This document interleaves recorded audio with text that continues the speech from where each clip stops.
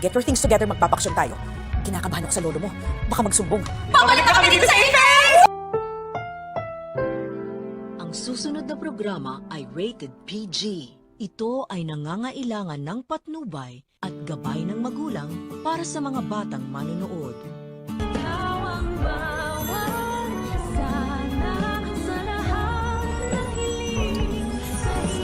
Dok Annalyn, paano ba yan? Babalik na sila. Ikaw ba may plano ng bumalik dito?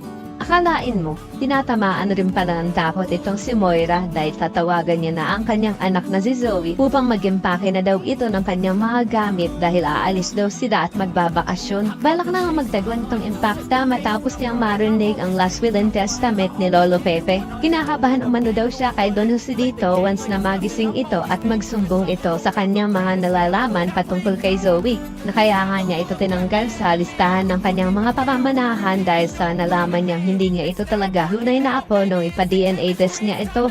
At hinihintay na nga lang ni attorney na magising ang matanda para mapirmahan niya na ang revised last will and testament ni Lolo Pepe. Sa kabilang banda, matapos nga lang isang araw ay gusto na agad bumalik ni Lynette sa kanilang bahay at handa na daw siyang harapin ang kanyang trauma. Kaya naman yung si Carlos ay masayang masaya dahil sa wakas ay makakaiwas na siya sa mga mapang-usig na mga mata nila Lola Susan at Diyosa.